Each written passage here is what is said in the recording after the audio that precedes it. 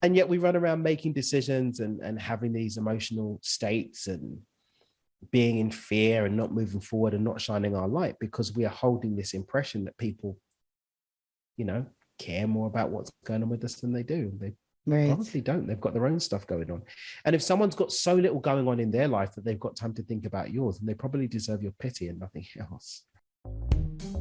Fear stops us from achieving our true greatness. Are you a professional woman who is feeling stuck, unmotivated, or burned out? Are you worried about your wellness? Are you letting fear stop you from crushing your goals? If you answered yes to any or all of these, then this is the podcast for you. Dr. Charmaine Gregory, night shift emergency physician, burnout thriver, and wellness champion, along with everyday heroes just like you, will explore how to face fear in our lives and emerge victoriously. Hey, thanks for checking out this episode. Be sure to click the subscribe button and the notification bell so that you get notified when the next video comes out. It only takes 2 seconds to make 2 clicks. So let's do it. Let's get back to the video. Hello, Fearless Freedom Tribe. It is Dr. G, and we are back for another episode of Fearless Freedom with Dr. G. And today we have Dan Mangena, and he is going to be talking to us about who he is and all of the wonderful things that he is up to. Take it away, Dan. Okay, we're here. We're doing the thing. I'm Daniel Mangena. I'm from East London in the UK, child of immigrants. I now live in Cabo in Mexico. I've been here for 4 years. I'm a dad, podcaster. I do some writing for some magazines and get to speak to cool humans like you and serve your audience, pouring into them about abundance and all of that good, yummy stuff. Awesome. So it sounds like there are quite a few stories there. Some of them, I'm sure, involve some sort of facing of fear. So talk to us about the fact that you were a child of immigrants, like immigrants from where? And there's always a cool backstory when that's involved. Yeah. So my mum and dad emigrated from Zimbabwe to the UK in the 70s. And what's funny is that they weren't even like full-on financial immigrants. Like a lot of the bigger wave of immigrants from Africa was like, as independence was kicking off, there was a lot of civil wars in the 90s and people were running away as refugees and whatnot. My parents, like, my dad wanted more education and he kind of reached as high as he could where he was. And he's like, well, I could go and get some more in the UK. And so that's kind of what it was. And so education was a really big thing. Growing up, education and Jesus, very good staples. All right, well, there you go. So yeah, that was what that was really about, and it was really funny because then when, growing up, Queen's English was the most important thing. But we had the annual trip back home to Zimbabwe or whatever, but we didn't really have to face day-to-day cultural impact of being Zimbabwean, which was really interesting because then my younger sister, the cousins that she grew up around who did immigrate because they came here, they were born in Zim and then came to the UK. And so like, she's really deep in the culture. Like she speaks the lingo, she knows all like the cultural bits. And I'm like, yeah, I know not to shake hands with my left hand and, and to respect my elders and whatnot.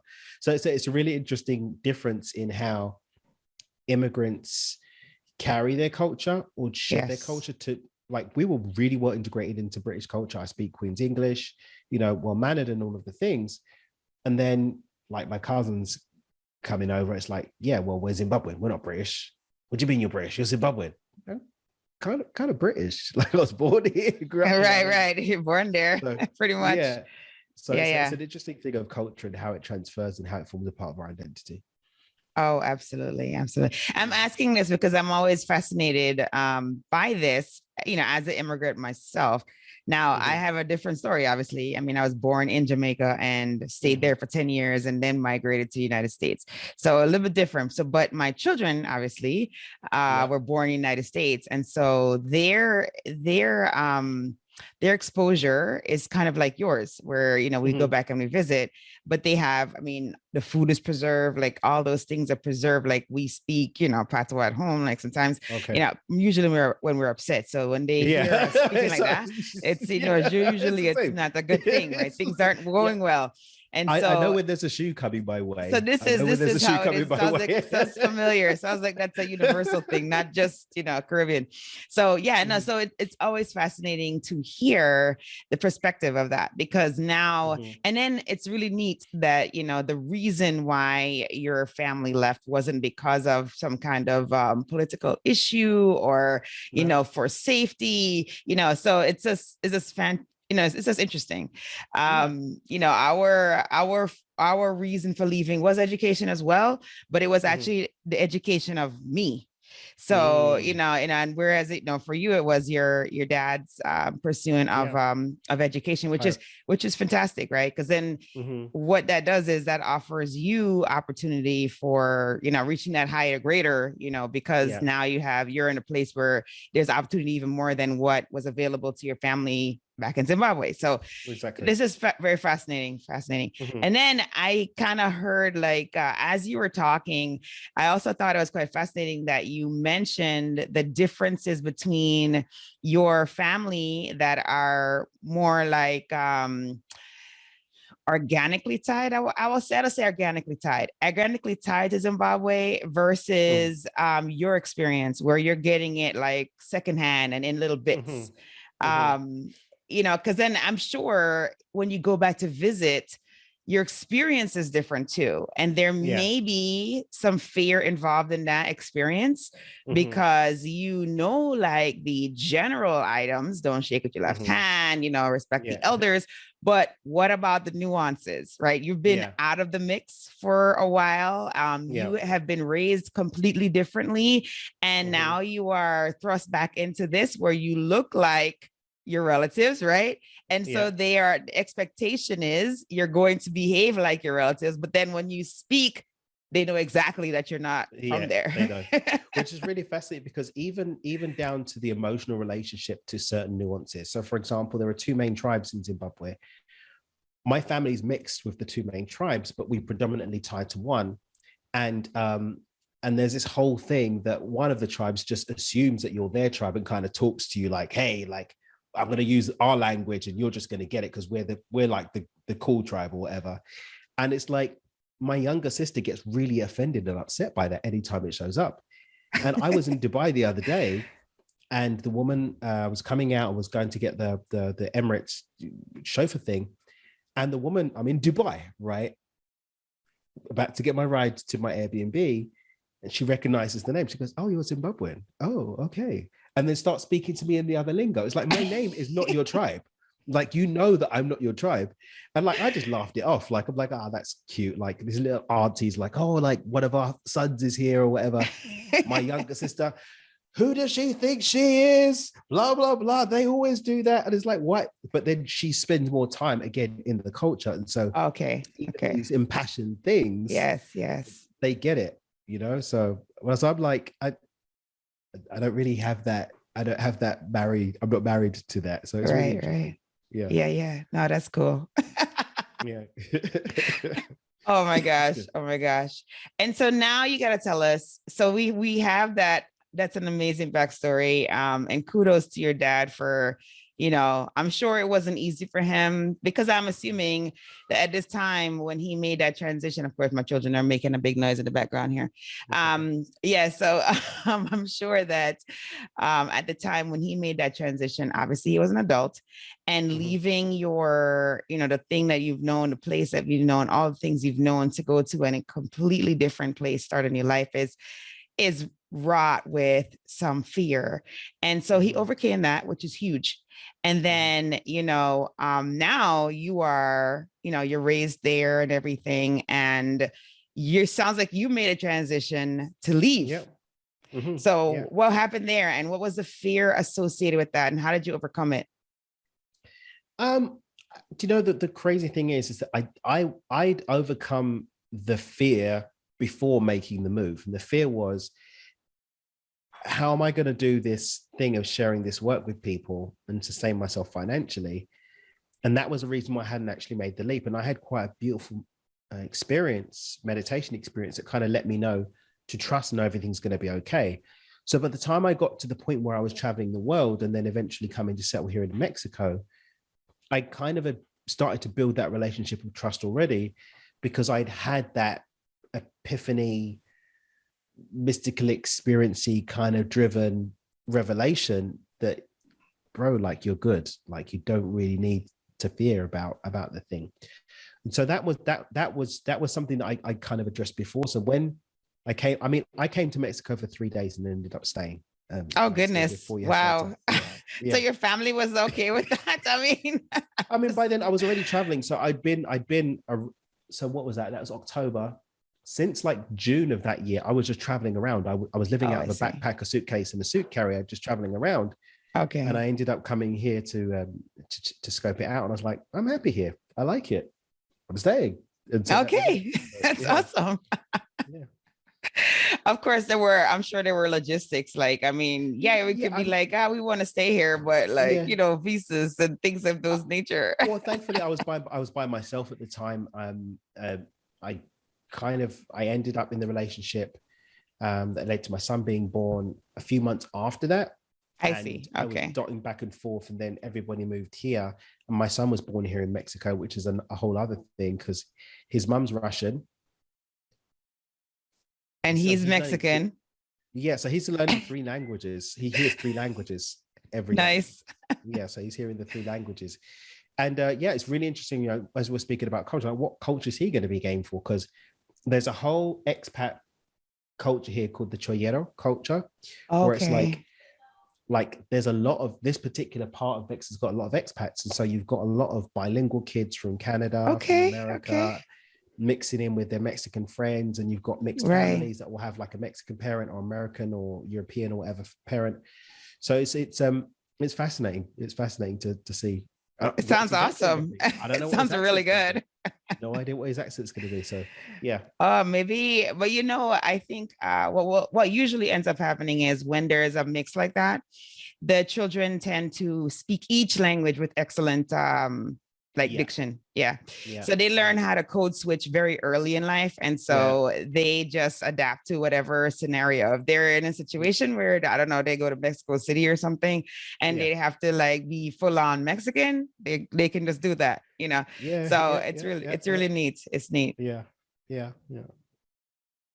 So your son is how old now? He's 18 months old. Okay. So is he talking? Because a lot of times what happens, I heard that what kids do is they just don't really speak. They're like absorbing all the languages, and then at one point they will. He's trying to communicate. Okay. Yeah, he's a. Oh, that's awesome. With that. At least he points to where he's going, what he wants. Yeah, he points to where he needs. Ethan's really, really good at letting you know what he's into. So good. He went to be put to bed at 8. And then he decided he wasn't ready for bed yet. So he came out. He's like, I want to come and sit with you. He came out and sit with me. And then he decided that he's ready for bed. He pulls you by the finger. It's like, I'm going to bed now. Come on, take me to bed. It's like, yeah. Okay, bro. Like, that sounds about right. That's fantastic. That's fantastic. Yeah. So you got to tell us now how it was becoming a parent. Like, was there fear involved in that? So this is the crazy thing. I thought that I had the game dialed in. I've got a dozen nephews and nieces. I'm from a very big family. I've got a dozen nephews and nieces. My sister's, my nephew's dad couldn't be there when he was born because he was born when he wasn't supposed to be born. I was there in the delivery room for my sister's C-section. I gave him his first kiss. Wow. So I thought, I've got this. Super uncle. I love it. I know how to do diapers. I know how to like check the milk temperature. It was a completely different experience when it's my own kids. Like, am I going to drop him? I don't want to bath him yet in case crazy. And even now, like, why are you running with a pencil? Give me that pencil. So I do have these really crazy, but they don't feel irrational, but they're very, very regular about just not wanting to control, but definitely wanting to just make sure that the environment's safe for him to explore and learn. Sure. Yeah. Yeah, so you don't want to be that helicopter parent, but No, but you also I don't do want to I be do a the little free bit. range, you do whatever Yeah, you want kind yeah, of I'm not that one. situation either. Yeah, I'm not that. And you know what I'm talking about, the strict Oh yeah, non-white European yeah. You cannot go households. outside. Oh, no TV. Oh no, you can. Yeah, yeah, like you know what I'm talking about. Oh, I So like, understand. so even little things like when he tries to while out on his mum, I'm like, dude, who are you talking to? And like he now when he's doing, he looks up like, am I going to get caught by dad doing this or whatever? So it's really interesting to see how the energy of the ways that we were brought up, me and his mum, Yes. shows up in how we approach him, and then how he knows he can get away with stuff depending on who he's dealing with. Oh, interesting. Yes, yes, Mm. yes. Now they learn that early. They Yeah, learn yeah, and they I saw master that. that quite early Yeah, in life. yeah. 100%. Yeah, so I tell mine that I will always be your crazy mom. I will always Yeah, be because they're gonna all be bigger than I am. So since yeah. I don't have the Ethan's since I don't have the height, I have to like have the yeah, madness. yeah. Ethan's definitely gonna have some height. I mean, he's wearing clothes for 2-year-olds now, and they're too Nice. small. Nice. Yeah, so he's been in the upper percentile forever. He's always been in the upper percentile. So he's really big for his age. So Gotcha. like he's definitely gonna be in the 6'1", 6'2" club for sure. Nice. Nice. Nice. Yeah. So he's hi son. Yeah, I'm Yeah, looking yeah, forward to that. exactly, right? But That's what I said. I'm already saying that to my oldest. Yeah, so no, it's crazy. That's fantastic. Hey, it's Dr. G, and I just wanted to take a quick moment to thank you for listening to this episode. I'm so honored to have you here with me. Did you know that I can help you to get your own podcast started? With my podcasting launch course for professionals, I walk you through everything you need to know about starting a podcast. I'm with you every step of the way, from sign up to launching your show, with 5 episodes ready to go. There's a done for you version that's also available if you would just rather just do recordings and leave the behind the scenes work up to us, then that one is definitely for you. But either way, we've got your back here at Fearless Freedom with Dr. G. Oh, if you already have a show and you need production services, we have monthly plans available for you. So check out the links in the episode show notes for more information. Let's get back to the show.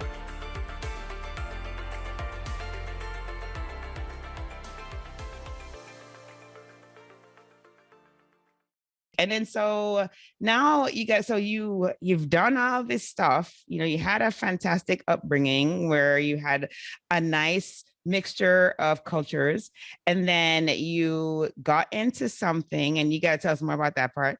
You got into something where you're impacting people pretty much all over, and then you are almost like a coaching nomad. I don't know how to call that, but like you were going from place to place, and then you finally, you had like something that drew you and that made you settle on Cabo as the landing spot. And then now you have so much so that you have, basically like started your family there. So now you got to tell us, like, what is it that drew you out of the UK to start to make an impact elsewhere? I mean, in what you the first thing was that I really did want to, I was like, if I'm going to make this leap and do this thing, I need to do it properly. And so I had a look, logically. I mean, what do they say? A prophet's never accepted in his homeland. That is right? truth. And so I really wanted to go where there will be a differentiation, where I could stand out, because it would give me the opportunity to maybe be heard and then give it a chance, because there are so many people that have got great things to say. Nobody wants to listen. And there's this whole, I mean, even little things like, particularly over the last 6 or 7 months, there's been a lot more traction. I got my book deal about a month ago. Congrats. Around Christmas and New Year. Thank you. Around Christmas and New Year's, my TV slots really, really kicked up. I had like a dozen over like a really short period of time. Good morning here, good morning there, whatever. Nice. And then all of a sudden, like, people would start sharing the posts, right? Or they'd respond to the thing. For years, people are like, oh, I really love your content. And you've never seen them like a post because they don't like it. They don't share it. They just private message you, oh, thank you for everything you're doing. Like, it's made a big impact. I'm really grateful. But dude, you don't even like the thing.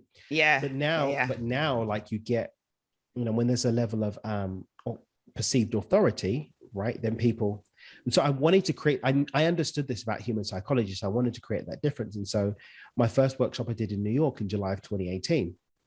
And I did focus on building a base in the US because it's English speaking, it's this side of the world. And I planned to do US and Canada, and then go off and do Australia as well, English speaking countries, bit of a differentiation and build a base and then come back to the UK. And that was always the plan. And it just ended up being that I fell in love with Mexico, and you can get to the US pretty easily from here. And so that's yes. Oh, awesome. We love Mexico, by the way. And it's funny because we, when we lived stateside, we would go to Cancun pretty much, or to Riviera Maya regularly, like every year. But before my children were born, we did go all the way to the other side. We went to Puerto Vallarta, yes, and loved it. Absolutely loved it. It was so nice over there, but never made to Cabo. So, but yeah, no, it's Mexico is a beautiful place. I think when people are like on the mainland United States and they have no real exposure to Mexico, they have a very interesting impression of what Mexico is. Yeah. And I say to myself, but Mexico is a major place. Like it has everything, like everything. It's massive. It's number one, massive. Number two, has all the things. They just speak Spanish. You know what I mean? I'm like, they make it seem like everybody lives in a hut and, like it's so backwards. No, Mexico is cutting edge. I don't know what to tell you. Now, I'm looking at multi-million-dollar houses just across the road in the Sea of Cortez right now. I'm looking at I believe it. The perception is just hilarious to me. We could talk about that. I'm sure that you could say the same thing about Zimbabwe. I mean, like there's just so many places that I'm like, are you kidding me? So do you think, do you really honestly think that people like would live in their country and like not have all the things? Like, I don't understand why you think that. It's true. It's just funny to me, but anyway. But yes, no, I am so happy that you found a landing spot. And then so tell us more about what you do, because you say you make an impact, and I know you do, obviously. And you have, you get on stages and you pour into audiences. How do you help them? What do you help them through? So my whole thing is that I ask a question, when you look at nature, do you ever see anything other than abundance? It's like, no, abundance is the only thing that exists in nature. It's the natural order, the natural state of things. And we as humans have got this egoic driven disconnection from that natural state that shows up with us thinking we need to kill or be killed, that we need to take out the competition, that we need to grab that before the other person does, that I need to squirrel all of this away. And it leads to a lot of the dysfunction that we experience as humans. And so what I found my calling to be is to remind people of that natural state and to empower them to reconnect into it. And that's what I get to do. Awesome. And then you have to let the audience know how they can get in contact with you. dreamwithdan.com. I've got free resources, links to my podcast, books. I write for Entrepreneur Magazine, some other magazines. Those are there. Got the blog. But the free resources are there definitely to support people in their abundance journey. But everything's at dreamwithdan.com. Awesome. Perfect. And in this journey, what do you think is the biggest fear you've had to face? Biggest fear has definitely been what I think other people have got to say or think about me. That I think is one of the biggest ones. I remember there was a meme that my friend sent to me. It must be about 6-7 years ago now.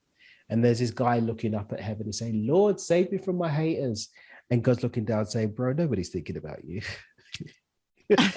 So true. Right?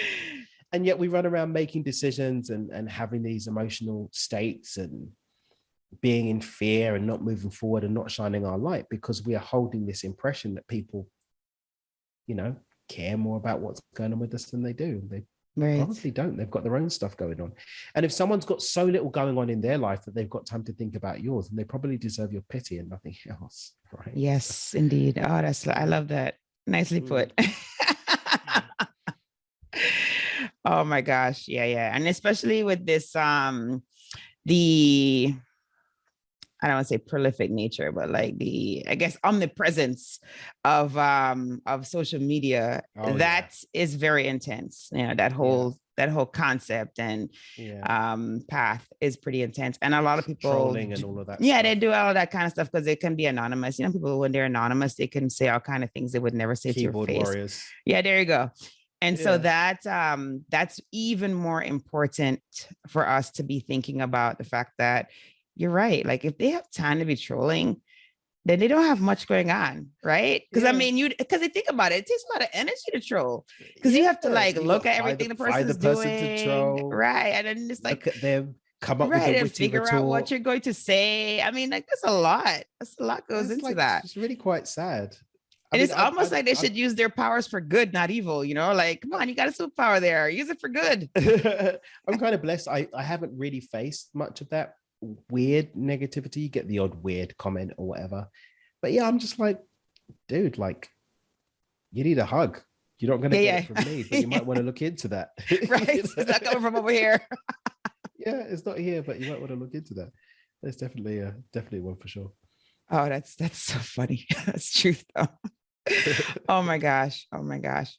So is there anything that you want to share in regard to that, that you feel that the audience should know?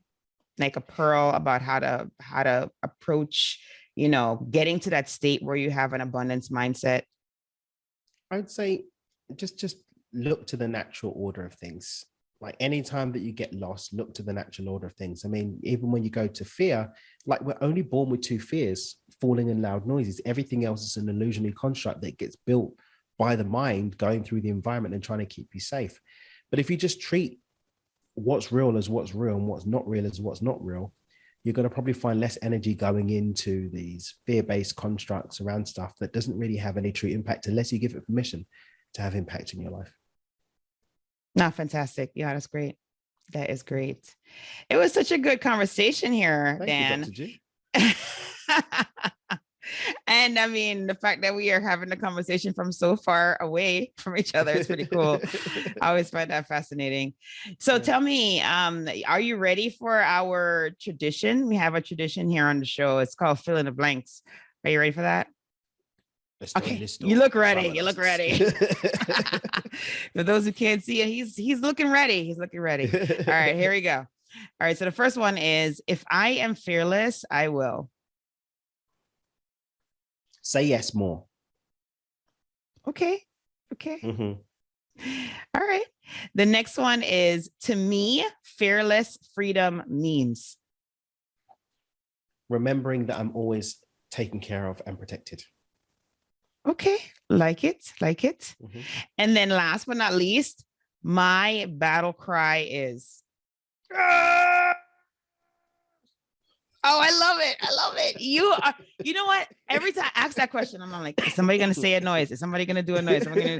And you, my friend, are, I mean, of all of the guests, you are up there with the chosen few that have actually done a battle cry. Well, thank you for that. Cry. That is a battle cry. You just like that is a battle cry. That is indeed. I tuned into the battle yes, zone. I love it. Love it. No, that's great. That is great. So let everybody know again how they can reach out to you. Dreamwithdan.com. Dreamwithdan.com. Fantastic. Thank you for taking time out. And thanks for having me. Yeah, no, we really appreciate you. And I know that the tribe got lots of nice pearls on how to start thinking in abundance, looking to nature and not getting bogged down by the trivial things. And I think that is an amazing pearl. And I know that they're going to take it and run with it. So I thank you so much for your time, because it's always a pleasure to be able to speak with individuals like yourself and just have you on the show and have you sharing, your perspective. And we always are blessed by each other's conversation. So thank you so much. Thank you. Thank you for joining me on this episode of Fearless Freedom with Dr. G. Again, I'm Dr. G. And if you like this episode, be sure to subscribe so that you can get notified of when the next episode is going to be. And also, I'll catch you next time. Have a great one.